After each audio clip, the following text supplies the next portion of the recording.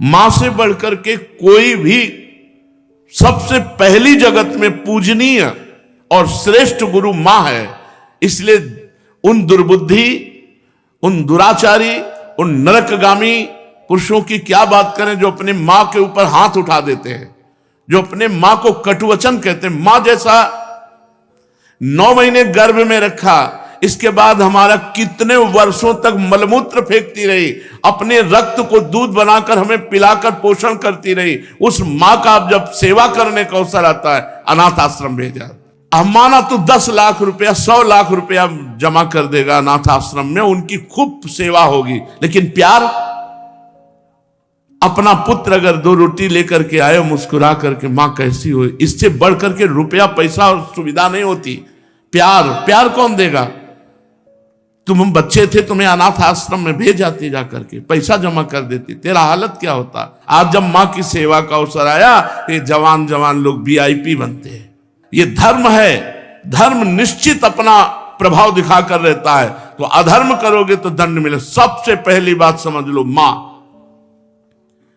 जिसके मां हो और कोई देवी देवता पूजने की जरूरत नहीं, पूजो तो तुम्हारे भाग्य की बात है, लेकिन सबसे बड़ी देवी मां है, सबसे बड़ी पूजा मां है।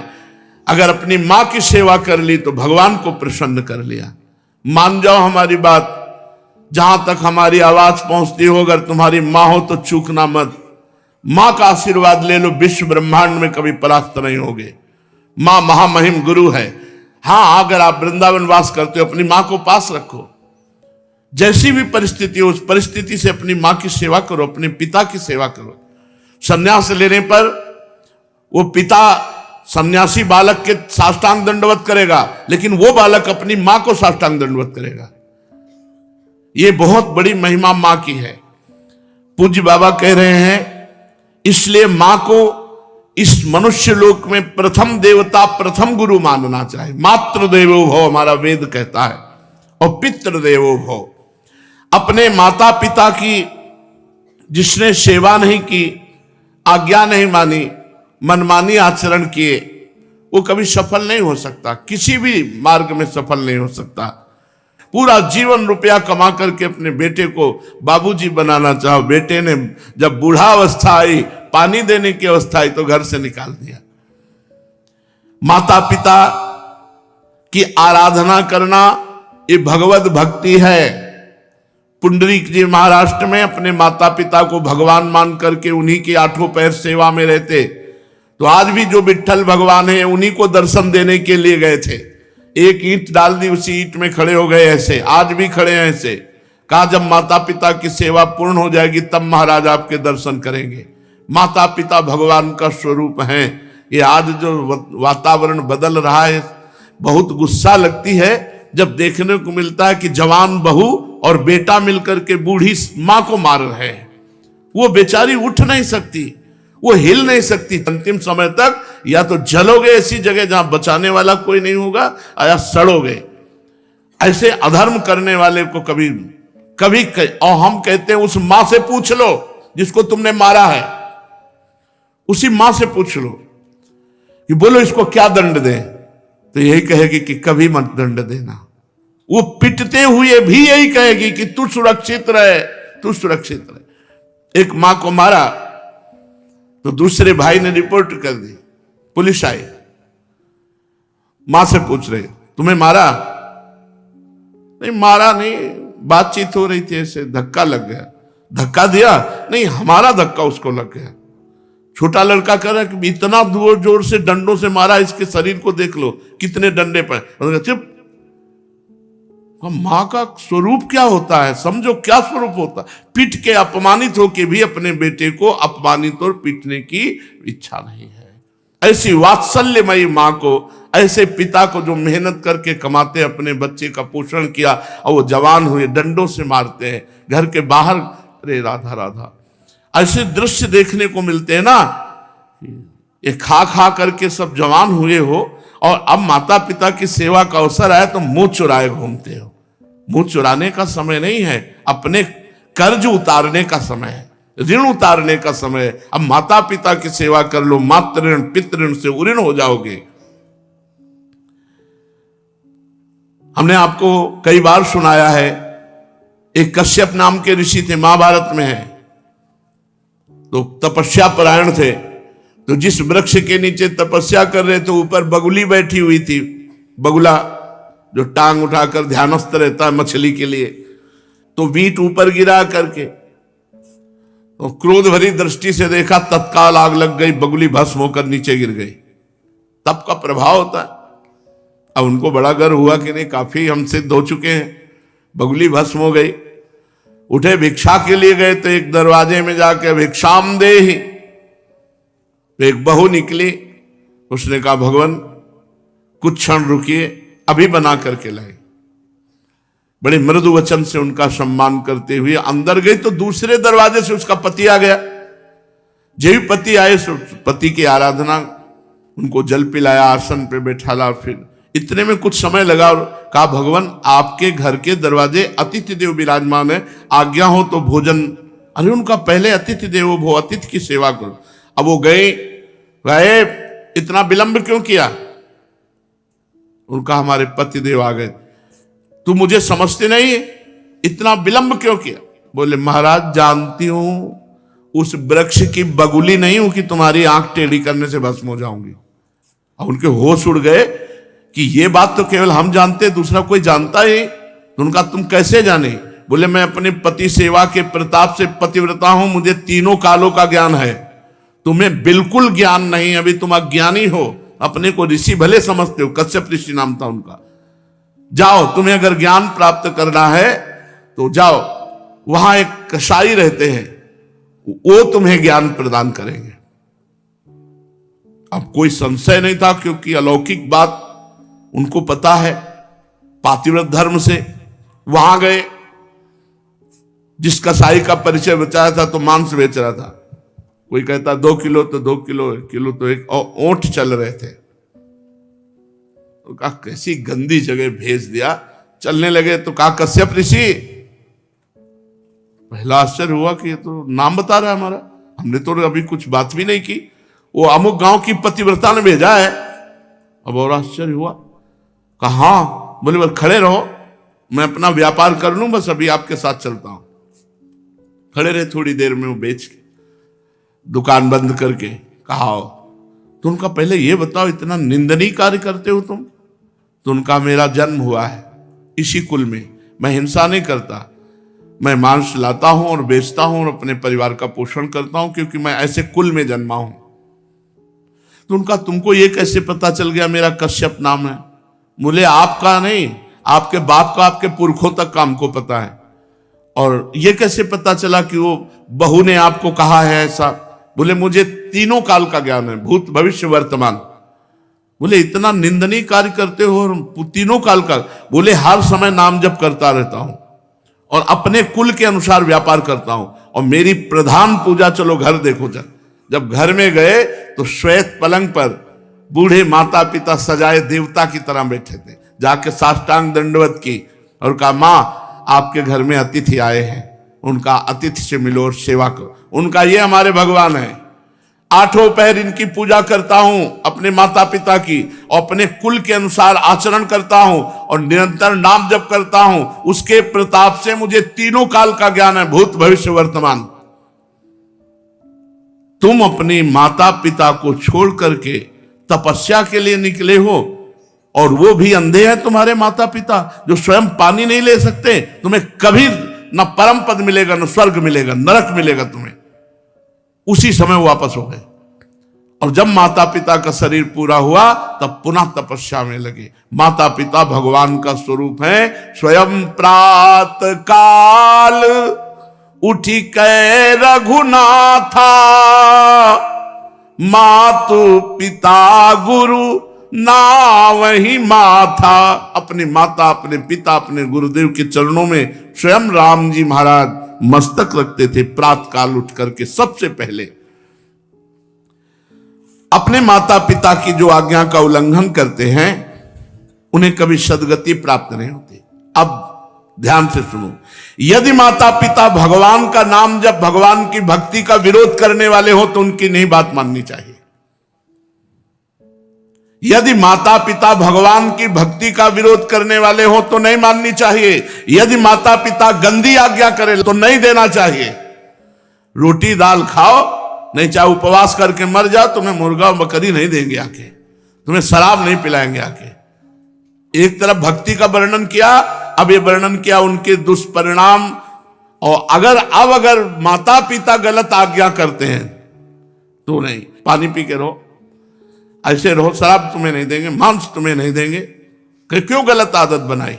जो धर्म विरुद्ध है वो हम तुम्हें लाके नहीं दे सकते। यदि माता पिता भक्ति विरोधी हो तो उनकी बात नहीं माननी चाहिए। सेवा करने की बात नहीं कह रहे, सेवा करो, बात मत मानो। यदि भक्ति विरोधी है तो बात मत मानो।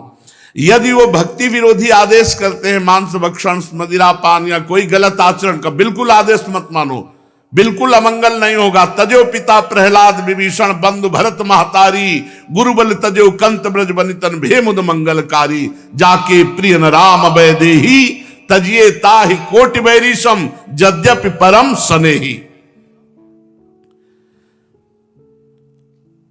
दूसरे का धन चोरी से, बेईमानी से, घूस से, छल कपट से कभी नहीं लेना चाहिए।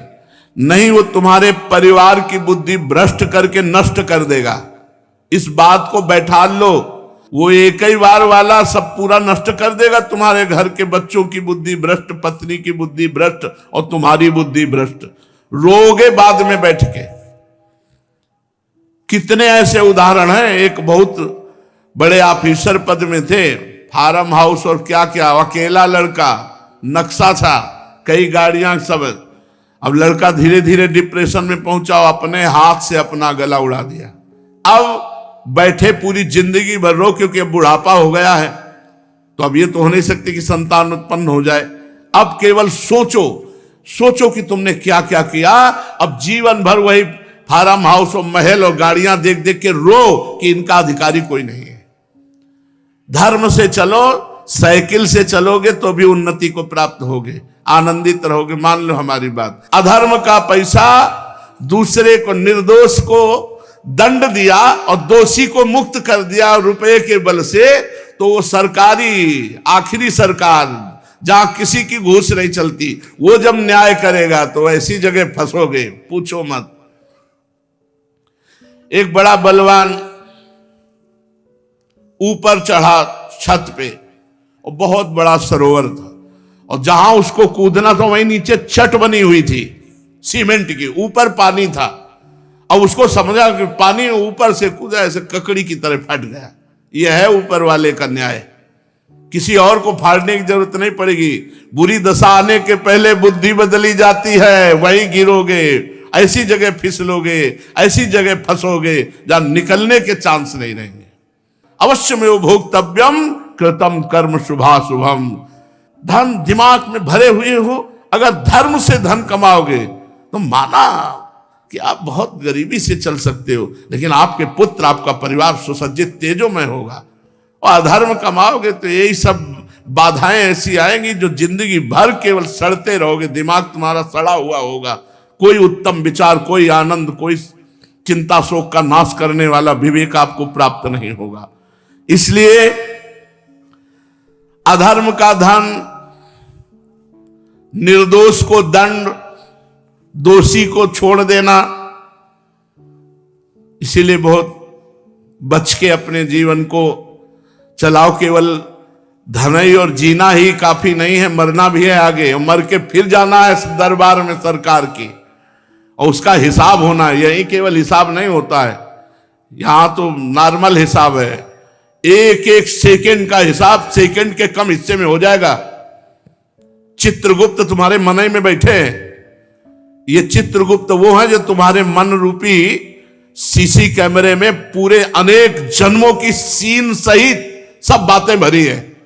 उसी को तो नाम जप मंत्र जप से डिलीट कर आ जाता है। जब नाम जप मंत्र जप करते तो सामने छा जाता है। इसलिए भाई, अधर्म के धन से बचो। क्योंकि ये बुद्धि भ्रष्ट कर देता, परिवार को नष्ट कर देता है। ये बात अपने दिमाग में बैठा लो, अधर्म से दूसरों का धन लेने वालों, छल कपट करने वालों, ये बात को समझ लो। चाहे जिस पद प्रतिष्ठा पे हो, वो धन तुम्हारे लिए नाश का कारण बनेगा। अब मान लो, ये बात मान लो, प्रार्थना मान लो, नहीं आगे परिणाम देख लेना।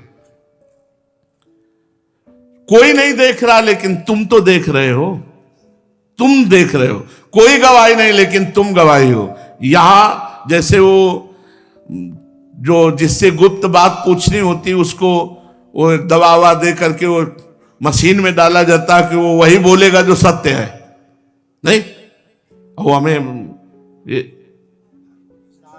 नारकोटिक, हाँ जो भी ऐसे, वहां नारकोटिक की जरूरत नहीं, वहां बोलोगे ही सत्य और तुम्हें बोलने का अवसर ही नहीं मिलेगा। केवल यस यस, एक सेकंड के हिसाब में अनंत जन्मों का हिसाब करने की सामर्थ्य रहती।